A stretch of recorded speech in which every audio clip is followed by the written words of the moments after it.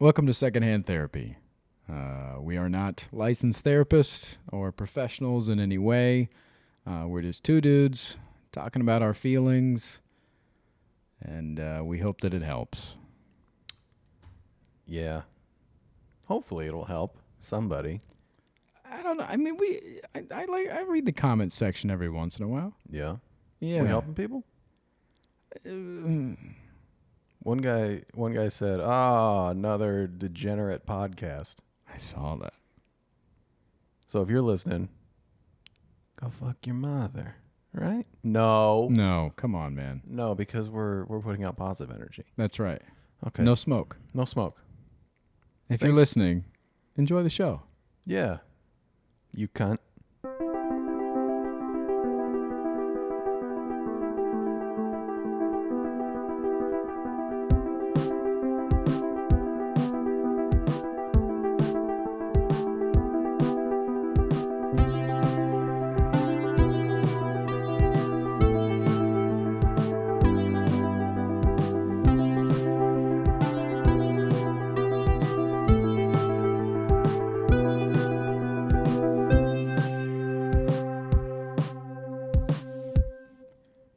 You know, I noticed something a little different about you today. I'm growing my hair out. What do you think? That's not it. That's not what I'm referring to. I want to shave it. What are you talking about? Well, I just mean last week, we were talking about you not really wanting to be hoeing out there, and then you show up to the studio with a hickey. Are you hoeing? You out there hoeing? Look, that was the conversation for last week. Okay. Uh-huh. I thought it would be gone by today. Wow. Yeah. We don't need to talk about that. Here's what I will tell you. Okay. Something interesting that has been happening. So, we talked about my silhouette dick pic last week. Oh, yeah. I have had women sliding in daddy's DMs talking about, let me see this silhouette. Really? Oh, yeah. Wow. Yeah. What are the reviews? Can I get some reviews? All right, look. First off, if you're sliding the DMs trying to see the silhouette, be prepared to bring a pic with you. Because this is a swap meet. This is the cost of admission? This is a trade. I'm not going to be the only asshole putting myself out there. So you also want to see their dick? You got to show me some sort of shaft, some sort of silhouette, something. Okay? Yeah. Okay. Yeah. I think that's a fair trade. Yeah, you got to trade, right? I've seen the silhouette. That's a fair trade. What'd you think? I liked it. It's nice, right? It Yeah, worked. If it was on Instagram, I would have liked it. Thank you. Yeah. Thank you. I don't know if I would have shared it, but I would have liked it. I don't need you to share it. I just need you to like it. Because it's just for us, isn't it? Yeah. Yeah. So, if you're going to get in the DMs talking about the silhouette, be prepared to bring a commodity with you. Because that's how it works. Right. So, interesting. That is interesting. The internet's a weird place, man. Yeah. People want to see my silhouette dick pic. I mean, it's good advertising. For what? I don't know. Whenever McDonald's is like, the McRib is here, but it's limited. I feel like maybe your silhouette dick pic is like the McRib. You saying my dick's limited? I'm saying that we're promoting it for a limited time. Maybe they won't hear this episode. Maybe they just heard it. Maybe That's you know. true. Yeah. Yeah. So your McRib picture, I'm glad it's bringing in some customers. Yeah. Trying to get this McDick, just holler at daddy, slide them DMs. Oh my God. Yeah. All right. What do we want to talk about this week? Talk about your little tantrums? You talk about your 40-year-old throwing tantrums all day long? Look, you and I have been going to Costco. Oh, this isn't about Costco. This is about you in the world everywhere. But go ahead. Yeah, I'm bringing up Costco because this is the place that brings it out of me the most. Definitely not. But go ahead. Where do you think Anywhere you're not inside your house or here is where it happens. Okay. Mm-hmm. There's a lot of dumb people out there, and they irritate me to no end. And a lot of times I feel like the best way to solve these problems is to pull them out of their vehicle and beat them within an inch of their life. Women too. Let's just be clear. Children, women, men, Yep. in front of their family. It doesn't matter. It doesn't matter. If you cut me off or you make me wait for a parking spot or you're holding up the line, it doesn't matter. You can catch these hands. They're for everybody. But you don't throw the hands. I don't. I throw a tantrum. Yeah, you throw a tantrum. You don't pull people out of their car. You just throw a tantrum. Yeah, but it's fleeting. That's what I need. I need It's not fleeting It's because you fleeting. bring it up hours later. Can you believe that fucking bitch? Can you believe her? Oh, dude, we're not even in the same zip code. Now, she had it coming. She didn't. She thought she had us. She was doing her job. We were at Costco. Listen, this is where it stems from. This is where this stems from. Yeah. We were at Costco a few days ago, and if you've ever been to Costco, you know that they are cracking down. And it's an incredible. I love Costco. It's a great place to shop. It's great. And I was just forced to be a member recently. Well, you weren't forced. They were saying, "Hey, did you want to buy this? Then you need to be a member." And you said, "I want to buy this." So you have to be a member, right? They're cracking down on you sharing memberships. Yeah. Okay. And so you and I were there. You Yep. had a membership. I did not. We went to check out. Because I'm a grown man, I have a membership. Go Yeah, ahead. some guy tried to stop me from paying right as I was paying, and I ignored him. He's like, "Hey, man, don't do that yet. Don't do that yet." And I was like, "Oh, I know what he's up to. Yeah, doing his job. He's doing his job. You're not is what going to he's get doing. me." So I went ahead and scanned my card, paid for the goods, Yep. and then he lost his shit, called a manager over. Okay, now he didn't lose his shit. He said, "Ross, we got another one." Yeah, doing his job. And Go then, ahead. and then I was forced into a membership. Now, No, you weren't. You gave the option of a membership or not buying your stuff. You got two choices. You weren't forced that sounds like a forced situation. because you tantrum. Go ahead. So then I became a card member. And we are at Costco a couple days later after the gym Yep. for something you needed. Yep.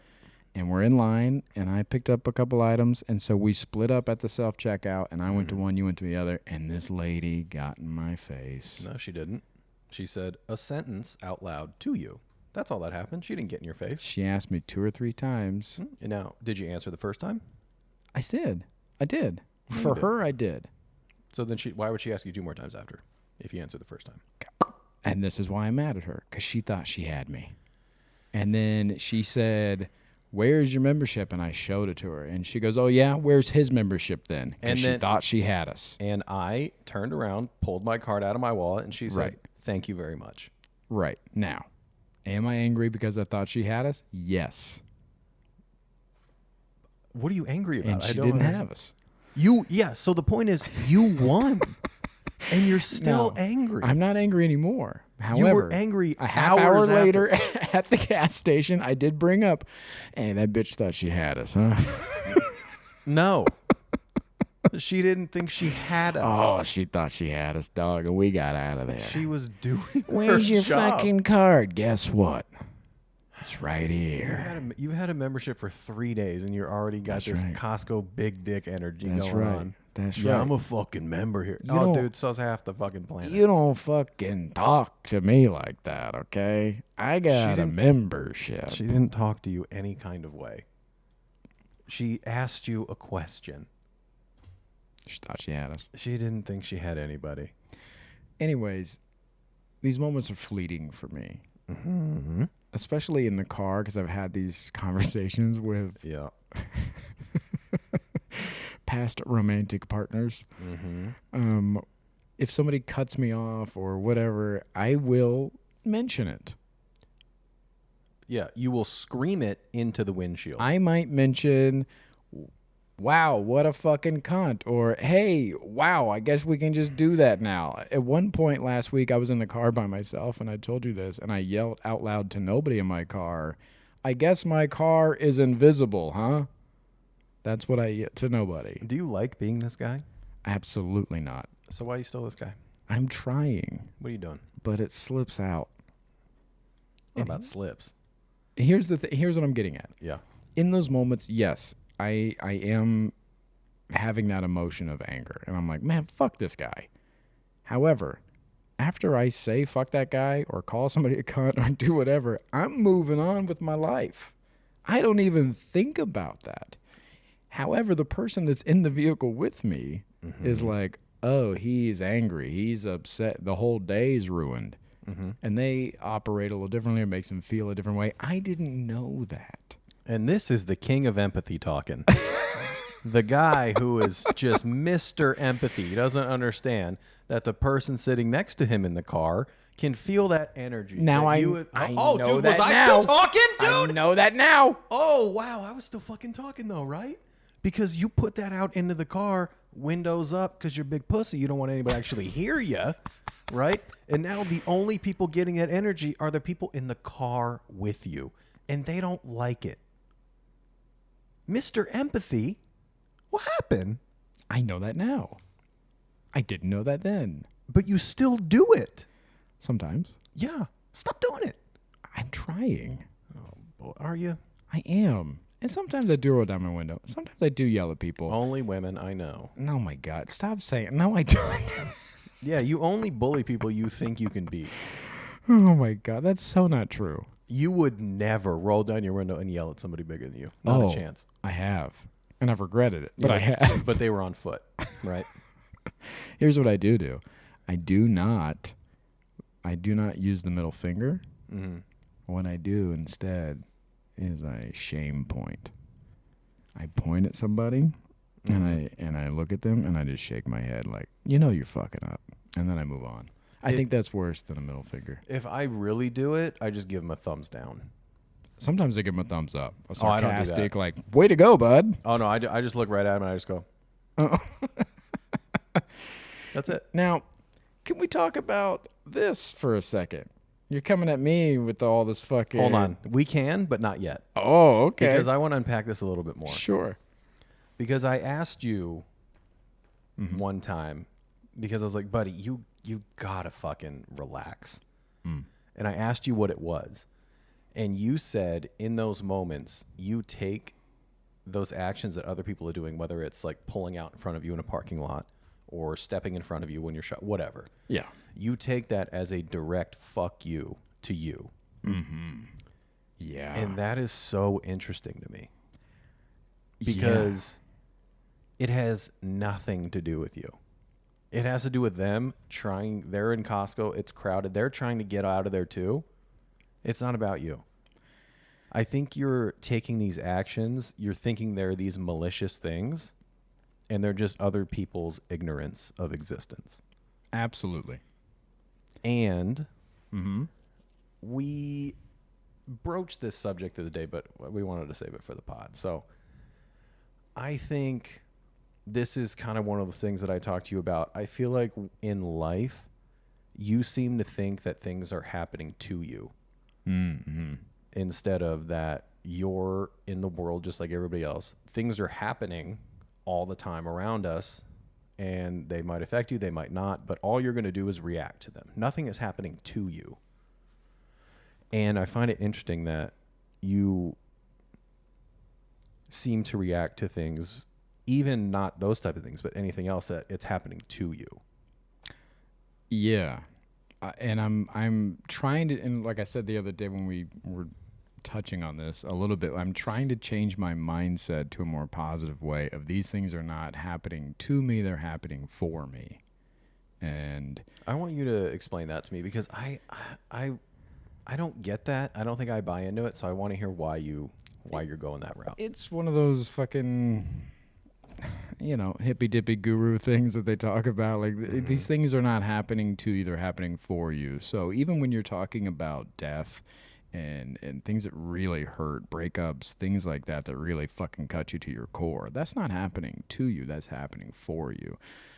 So all of these examples about what I am learning about myself and trying to grow and be better and all those things, I don't know if I would be doing that if I hadn't lost my mother and things like that in my life. So if I didn't have all of this pain and grief in my life, would I give a fuck to be a better person? Would I be working on myself? Would I be X, Y, and Z if that didn't happen?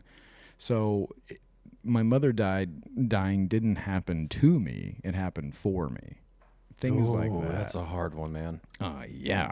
Oh, buddy. That's why it's, I'm still working on. Are you able to believe that? Yes, because I see the Your things. mom died. That happened for you? Yes. Oh, how? Because I'm seeing because a lot of times, especially in grief, we only focus on the negatives. We only focus on again, like the cutting parts of it.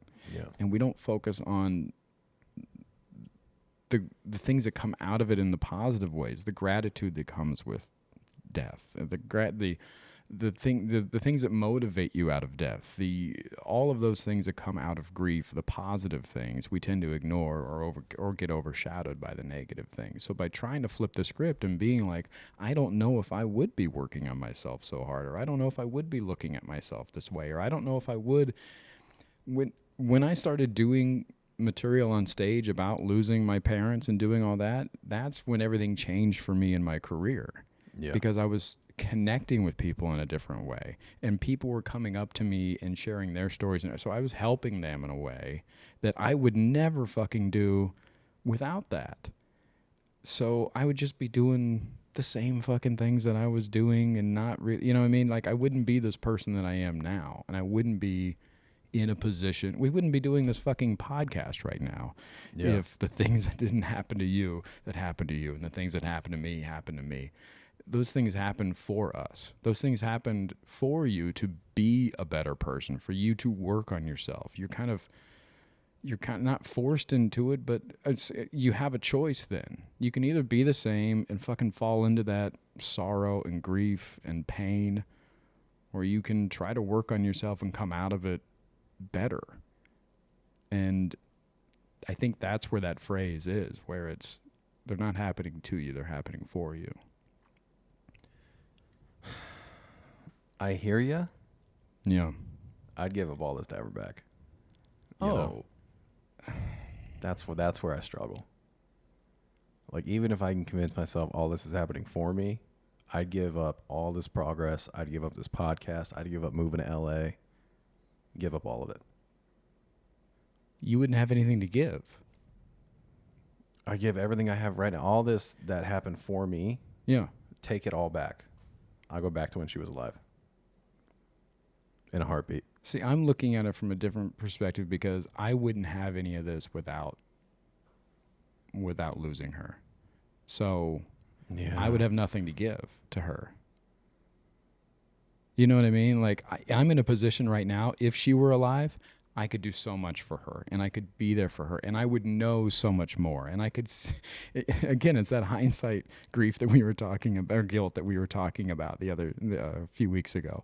It's all those things that, like, what I could do now for her is so much, but I wouldn't be me right now. I'd be me. I'd be other me. And other me probably wouldn't give a fuck either way. I'd still probably complain that my mom's calling me every day to check in, or my mom's doing it, because I wouldn't be me right now. I'd be other me.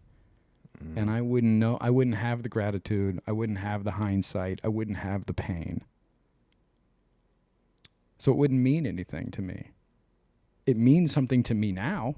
Me now? Oh my God, dude. Priceless. Priceless. But like, me then? Yeah. Who knows? That's interesting. It's really interesting. Yeah. If I'm hearing you correctly, your train of thought is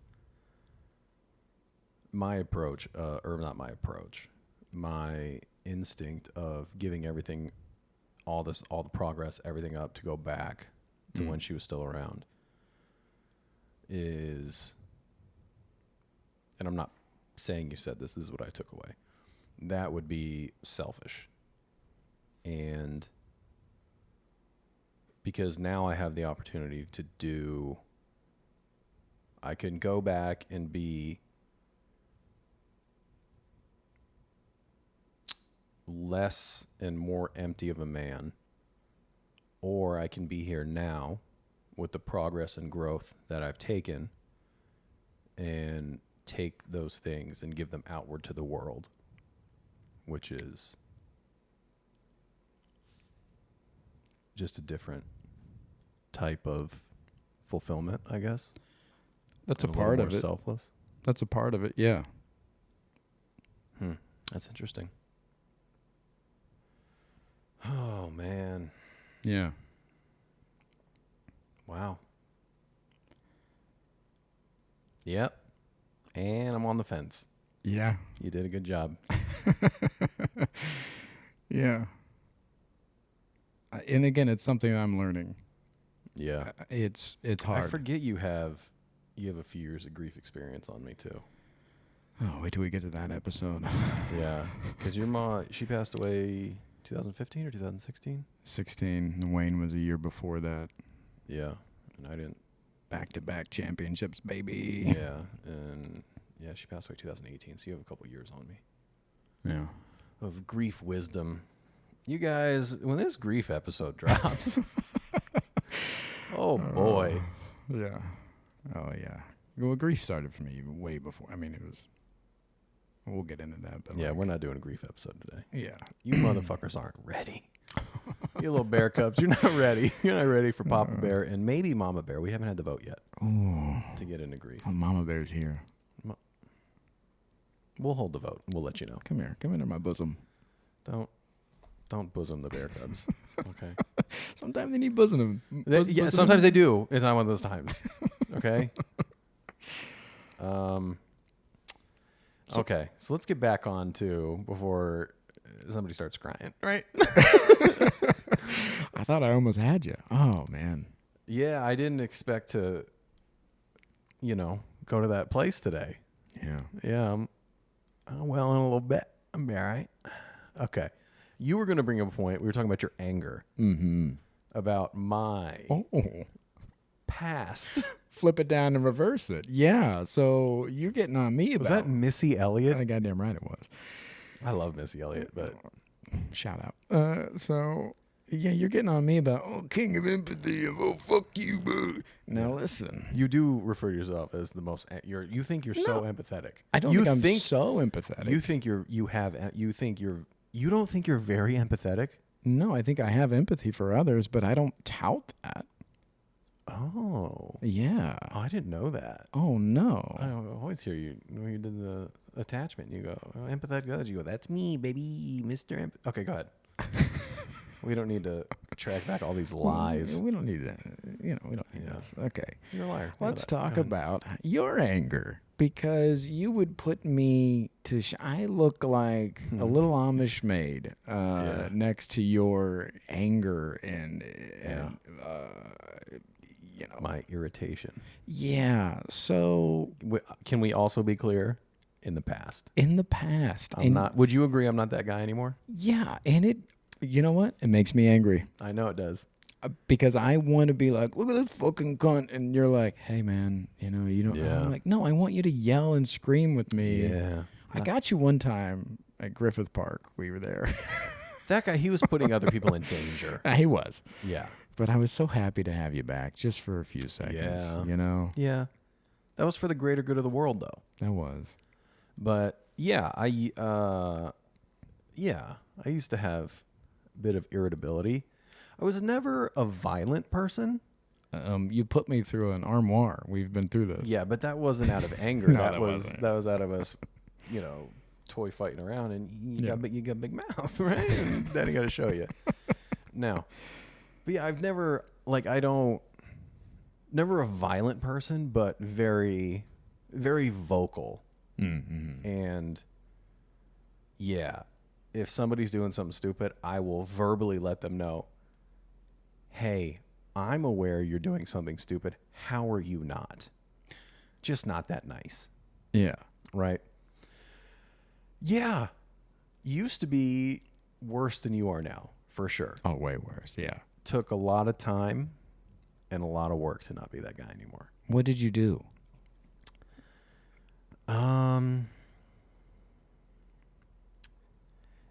I've addressed, I didn't address this particularly in therapy, but I've talked about other things. And one, it's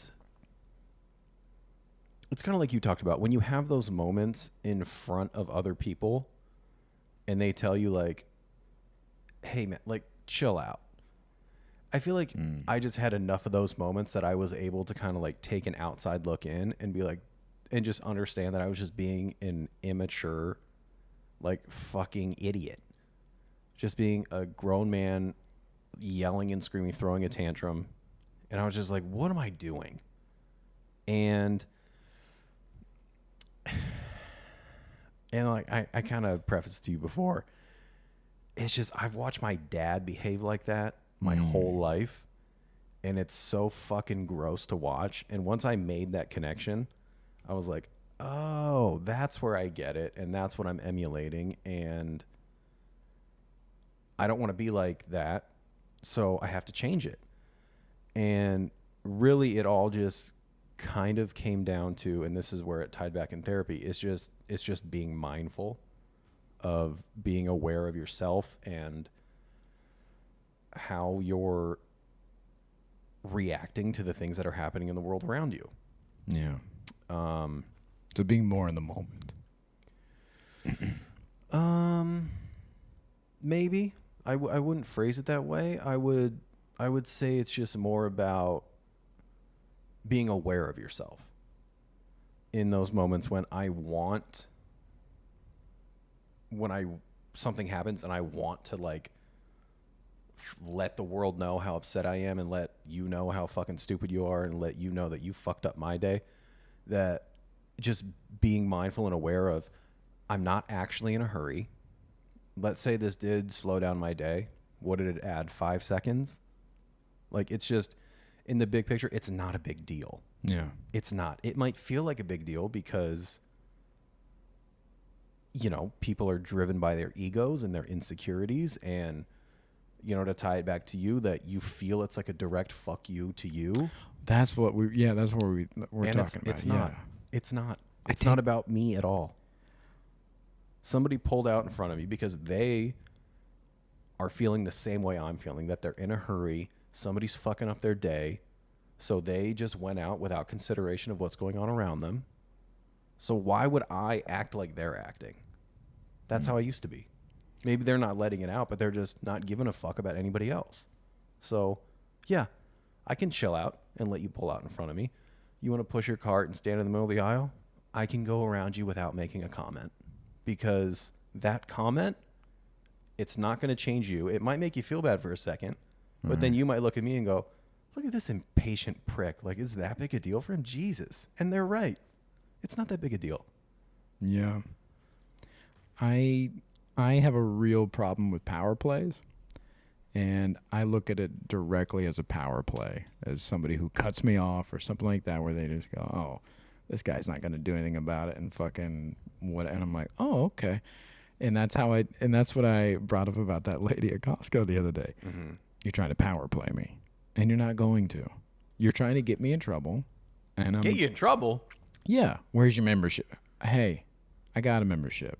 Yeah, and then it's over. But in my mind, I'm like, oh, you trying. Again, it comes back to the idea of like, she thought she had us. It's a power play. And I don't like power plays. Why? And it's always been a struggle with me through childhood and stuff like that. Who's power playing you?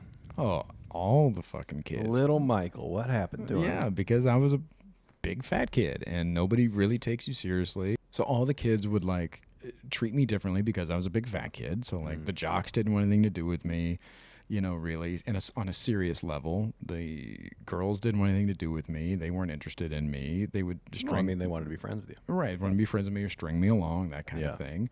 And so, yeah, I dealt with a lot of people trying to get one over on me because I was an easy target as a kid. And I think now, I think that I'm just putting all this together in my head right now. Ooh, I love it. I think that also bleeds over into the image issues that I have now when we're talking about wardrobe. You and I have talked about this, about like what I'm comfortable wearing and stuff.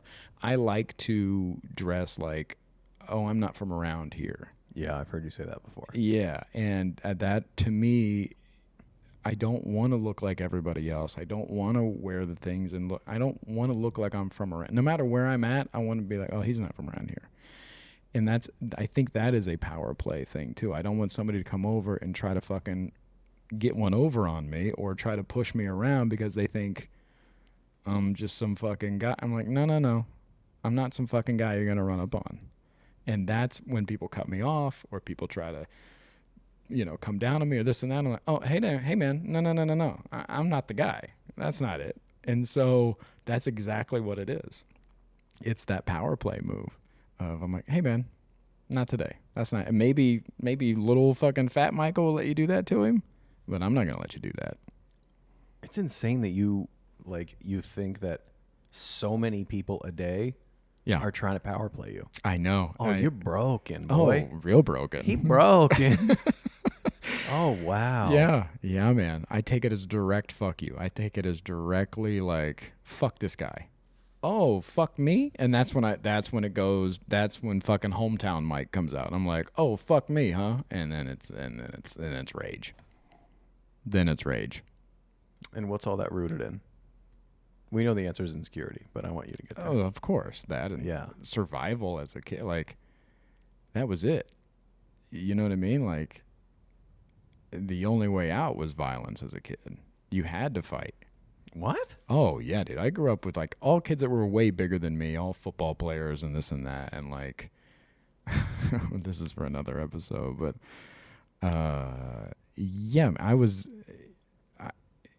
we were fighting all the time. But not only that, but I was, because I was, I have the gift of gab. Yeah. They'd make me the mouthpiece. Yeah. And so I would go and fucking run my mouth, and then we get a group of guys that want to fight, and then there'd be a fight. And so that fucking hometown mentality comes out every once in a while where I feel like somebody's power playing me or coming at me, and I'm like, oh, no. Like, that's not. But you don't have the guys with you to back you up. So I know. You don't think that far ahead? No. I instantly go to rage, and I'm like, oh, well, yeah, and usually I can verbally get out because, again, like I got no problem like tearing you to shreds verbally. Yeah. And that usually works. Okay.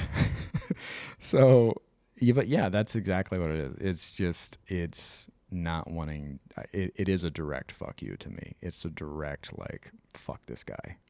Yeah. And I gotta work on it. And I don't know. Are you aware in moments like this? Are you aware that that's not what's happening? Yeah, in moments like this, yes, and I am getting better at it. But there are times, again, like at Costco, when I was like, "Oh no, hey man, I'm not the guy."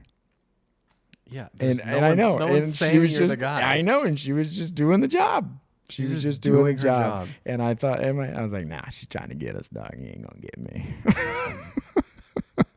But they did get you. They did get you the day before. Yeah, I know. You fucking idiot. It's so dumb. I know. Wow. I'm working on it. Man. Yeah. Do you think you would feel this way if you were bigger? Oh, I'd be way worse, I think, if I was bigger. You think? I think so. You wouldn't? You think you'd still take it as a power play? Oh, yeah. Even more so, I think. Wow. Yeah. I think the universe put me in this body for a reason. At least they put a big dick on it, you know? Like they gave one in front. Like, maybe that'll distract him. Yeah, they threw a panther tail on the front. Because I think back to when I had when I was like that, and I never felt like anybody was trying to power play me. Oh yeah. I think it was just. Were you picked on as a kid? I guess I won't say that. I mean, occasionally, but not a lot. Not to where I feel like it fucked me. I was just more insecure as a kid. Yeah, I just wasn't taken seriously. So it wasn't that I was getting picked on or bullied. It was just that nobody took me seriously. In what way? In any way. There were very few like real friendships. I didn't really play any sports or was any good at any sports when I did play them. Those kind of things. I've seen you. Yeah. Even the girls that I did date when I was young, I never really thought that they would like me, or they broke up with me and it broke my fucking heart, that kind of thing. Like nobody took me seriously. And I think that's where it stems from, is when somebody is doing that, I don't think they're taking me seriously. So when you look back and you say no one takes you seriously, Yeah. you know that you don't know that for sure, right? Oh. You don't know how they actually felt. You're just insecure as shit. I do now. Yeah. Yeah. Yeah, Oh, now that I'm buddy. working on these things, yes, of course. But for, most of Yeah. my life, no, of course not. Man. Yeah. How does it feel getting all this at 40? Oh, we've talked a little bit about this. I am so overwhelmed with what I'm learning about myself at 40. Yeah. It's seeing how you're doing and reacting to all these things and how hard it is for you. It makes me so grateful that I got to this in my 30s. Even though I'm still late, it would have been great to do this like at 22. Would have been stellar. But yeah, I'm very grateful I got to this earlier because I see that. So now how hard it was for me learning all these things about myself, and then seeing how hard it is for you. I'm like, oh, it would have been so much harder to do it later. Oh, this is the perfect setup for what I wanted to talk to you about today. Ooh, okay. Can I let them know? Sure. We talked on the phone earlier, and you said you had some revelation, and you wouldn't tell me what it is because you wanted to get my genuine reaction on the pod. Mm-hmm. And I am fucking here for it, dude. I can't wait. Okay. Make some more noise with your mouth before you do it. Yeah. Here's the epiphany I had Cotton mouth today. on the pod. You ready? Oh, Daddy's been ready. Papa Okay. Bear's ready. All right. Mm-hmm. You ready, little bear cubs? Oh, God. They're ready. So this idea of it being you versus you, right? You've heard that expression. Yes. This idea of comparison and all this stuff. It's you versus you. That's the only real thing out there. Mm-hmm. I think the correct way to look at it is you versus younger you. Okay. Because a lot of times we get caught up in not the idea. It's hard to look forward at like, oh, I think once I get better, I'm going to do this or I'm going to work on this. It's hard to look forward when you're constantly looking back a lot of times, mixing that nostalgia with being young and also the regret and all the things you think about, all the things you should have done and this and that. And I, like you just said, I wish I would have started working on myself. Yeah, man, but you didn't. Yeah. And you need to let that go because you're going to live in regret and have that on. So a lot of the times when we're talking about getting better, wanting to be better, what's holding us back is not you now. It's younger you. It's this idea that like when you look at a picture and you go, man, I was in such great shape. Yeah, you were 22. Shut the fuck up. Yeah. That's not going to be your body. Even if you get in better shape and you get in the best shape of your life and all that, you're never going to be 22 again. Yeah. Oh, I had so much free time. You'll never have that again. So stop. It'll be different. If you get that much time again, it'll be different. So a lot of times we hold on to this idea of like, if I could just do that or if I could go back. You can't. You have to let that go. In order to move forward, you need to let go of that. And so it's not you versus you. It's you versus younger you. You're constantly battling this idea that you had. And a lot of times when we look back in nostalgic ways, it's always better in our fucking memories. We're like, oh, man, I was fucking blah, blah, blah. No, you weren't. Yeah, for no, sure. you weren't. And so the sooner you work on letting go and healing those ideas of, I need to be this again, you'll never be that again. Now, you could get close and you could get better, but you'll never be that again. It's interesting that when you talk about it, it's with a very like authoritative, like commanding tone. Yeah. I would expect you to be a little bit more compassionate. I'm surprised. And two, that's called healing your inner child, and that's what everybody's trying to do, right? And we know that. This isn't a new principle. Okay, Freud? It's not This really big fucking light shell bomb you just set off? Yeah. Of course it's you versus younger you. We're all trying to heal our inner child. Not inner child. I You mean fuck. all of the fucking iterations of you throughout your life. Yeah. You're never going to have those again. Any part of that. And healing your inner child is not that. Healing your inner child is more so going back into the traumas and telling yourself that those things, led to this, and this didn't really break you the way you thought it did, and blah blah blah, and I didn't get this because it's a lot of patchwork. Oh no, This is letting go. Well, a lot of healing that your is inner letting child go is too. you. Sorry, we're talking over each other. Healing your inner child is you going back to little Michael and being like, "Hey, it's not that no one wasn't taking you seriously." Right, and that's what I'm talking about with this. What I'm talking about with this is holding on to that idea of like, I'm gonna get into the shape I was when I was 22. I could fucking run a bug. Hey man, you'll never be 22 again.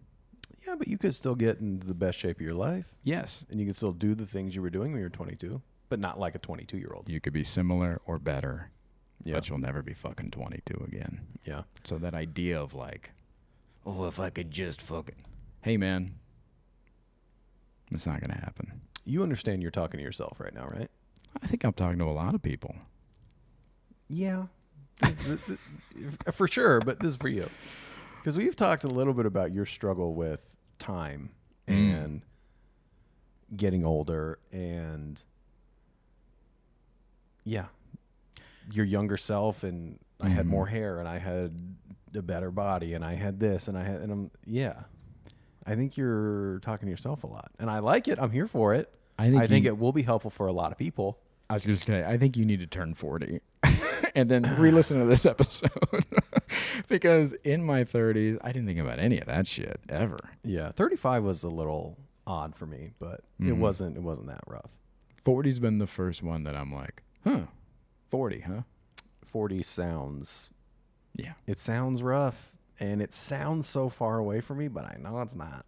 My 30s were great. Love my 30s. Yeah. People always talk about going back to their 20s. I'm like, fuck that. I never want to be that. If I go back, it would be 30s for sure. Interesting. Yeah, I'm glad you had this epiphany, but yeah, that's for you, Dougie. You're talking to yourself, my boy.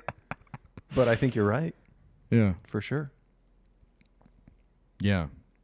And that's kind of your struggle with time is that's something we've talked about a little bit. We haven't talked about it in this context of like where you were as an individual. We've talked about it more with relationships with regards to you, because since I've known you, everybody you've been in a relationship with is still in your life. And that's so odd to me. And we've talked about this, and I kind of pitched you the idea that I thought that maybe you struggled with time and having people just in the past, and sometimes you want them in the present. And I've always thought you've kind of had trouble assigning things to the past and moving on. And I think this might tie into that thought. I could see that. Yeah, I think I do. I think you have. I think you struggle letting things go and letting things be in the past, which I think is common. Yeah. Yeah, definitely. Letting go is hard. And I mean, obviously that's the best way to heal, Yeah, but it takes the most time. real tricky. Yeah. Yeah, letting go and moving on, or not. I hate the phrase moving on. Moving forward. Yeah. Moving forward is it's a real hard thing to do, man. Yeah, especially when you're looking back all the time. Yeah. Yeah. You feel like you spent a lot of time looking back? I think I used to. Yeah. Yeah. Yeah, for sure. I struggle with, this is probably for the grief episode, but because it bleeds into this, it's just I struggle with holidays a lot, and it's hard for me to be present in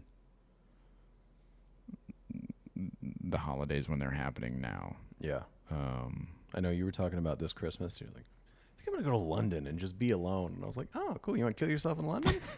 Super tight, man. Super tight. Yeah, I have these, it's the dreamer in me. You're an idealist. You love the romanticizing these ideas. Oh, it'd be great, right? In London with the I don't even know if they do. They do. But, that's where the whites originated. You kidding me? They got Christianity over there. So I'm just like, man, that'd be great. Or New York or something where you can just feel the Christmas spirit. And we got to talking about it. I was like, and you're like, yeah, you're just going to surround yourself by people that are in love and with families on a holiday. Cool, man.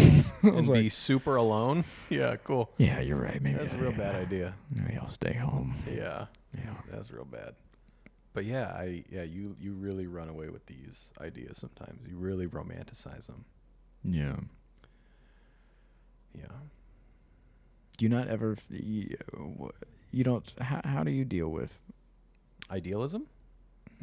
The past.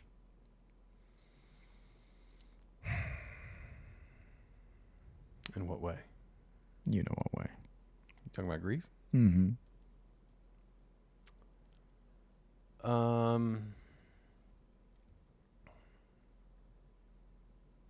We've talked about, I think we've talked about it on the pod. We talked about more so with self-talk, that your brain, when you have negative self-talk, your brain doesn't know what's real and what isn't. So your brain's going to believe whatever you're telling yourself. Absolutely. And it ties back to that. I have spent a lot of time, years, telling myself that there's nothing I could have done to change anything that happened. I've spent a lot of time telling myself those things, and I don't always believe it now. I can still get in my head and be like, man, maybe you could have changed something, Yeah. But the reality is, so much of life is out of your control. Most of it. Yeah. Most of it. And it's just repeating that to myself. It's not like in situations now, somebody pulls out in front of me. It's out of my control. I can't control what they're doing. I can't control the weather. I can't control if the fire alarm goes off at the gym and I have a fucking episode. Yeah. I can't control these things. All I can do is control. They're not happening to me. They're just happening. And all I can do is control how I react or do my best. Yeah. But yeah, there are still to this day, there are a lot of nights, I'm laying in bed trying to fall asleep, and I start having those thoughts about just things in the past that happened, and I literally out loud say, this is not allowed to cause you pain anymore. And it works. Really? It's just done. I stopped thinking about it. Took a long time for that to work, though. Wow. It took a really long time. And it kind of goes back to what you were talking about particularly with grief. It's so easy to focus on the negative and, replaying when you got the phone call. Yeah. Oh, and, God, yeah. Replaying those things. And those are the things you go, this is not allowed to cause me pain anymore. And I'd say that to myself out loud. I roll over, and it most of the time will just go out of my head. Sometimes it doesn't. Sometimes I have to do it a couple times. But it took a long time, but that's how I deal with it now. Yeah. This is not allowed to cause me pain anymore. Yeah. Takes a lot of time, a lot of practice. You got to tell yourself over and over and over, and eventually your brain will believe you. Yeah, I mean, you're absolutely right. I've heard that so many times where it's just like you whatever you tell yourself is true, whether it is or not. Yeah, you tell yourself you're a piece of shit, your brain's gonna be like, dude, we're a piece of shit, man. Yeah. You tell yourself, I'm doing my best, and I deserve good things, and I deserve to be happy, and I'm worth it. Your brain's gonna go, fuck yeah, we are, man. And, I've talked about it before. It feels silly a lot of the time, but it works. It takes a lot of time for it to work. So it's just like anything else. Nothing happens overnight. Nothing will ever happen overnight.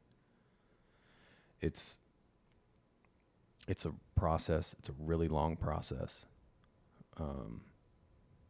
And even when you get to the point where you can say these things, like when I can say, this is no longer allowed to cause me pain, I got to keep doing it. You can't phone it in. There's no muscle memory to these things. Depression, anxiety, they don't go away. It's also one of the things I think I kind of prefaced when I was diagnosed with having PTSD and 3 kinds of PTSD and anxiety disorder. And she just, she told me, she was like, yeah, this is it. This is how you are now. Yeah. Like, I just had to accept that this is like, once I understood that I'm not going to cure this, I can't take away these experiences that happened, this is how my brain works from now on. I was like, okay. So when they have flare-ups, you go, oh yeah, this happens now. And it's just easier to deal with. It's a forever thing. Yeah, acceptance is a motherfucker. Yeah. Yeah, it is. Oh, man. Yeah. You want to do grief next week? Of course. I mean, we're dipping our toes. We are dipping our toes. My God. I tell you, my aunt listened to the podcast. Was it on Christian radio? She listened to the podcast. Yeah. And she listened to the Guilty Conscience episode. Oh, that's the worst one for her to hear. That's the worst one to hear, yeah. Pick a different one. Yeah. Listen to ethical hoeing, Aunt Mary. Right. So she brought up some interesting things, and one of them was that she shared a story about my grandmother that I did not hear before. And my grandmother had a lot of pain in her life. And after she lost her only son, she obviously fell into a pretty bad depression and funked to get out of it. And, it was just hard for her. And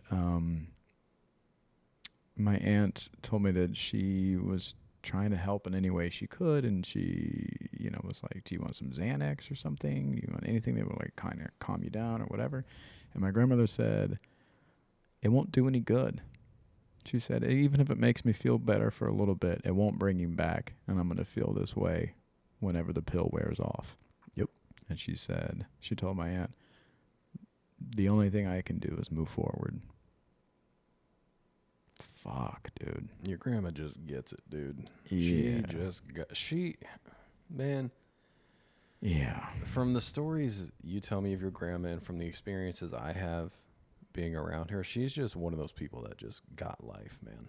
Oh, one of the best things I ever did was, for years I tried to get her locked down into writing in a journal, like all these stories she would share, or like I bought her a voice recorder to, like, all you have to do is like act like you're telling me a story in this voice recorder when I'm not around, all these oh things. Yeah, what am I, some kind of pussy? Yeah. You're gonna record my voice? Years I tried to get her to do this, and finally one trip home I spent 2 afternoons sitting down with her with a camera and a little lapel mic, and just got her to tell me all the stories she told me over the years about the family, about her life growing up, about everything. And that was one of the best things I ever did. Did you ever release it? No. There's a little snippet of it at the end of my last special. Yeah. But other than that, no. And it's so raw and real and just so much pain in her life. But to hear that story was really, really helpful. Yeah.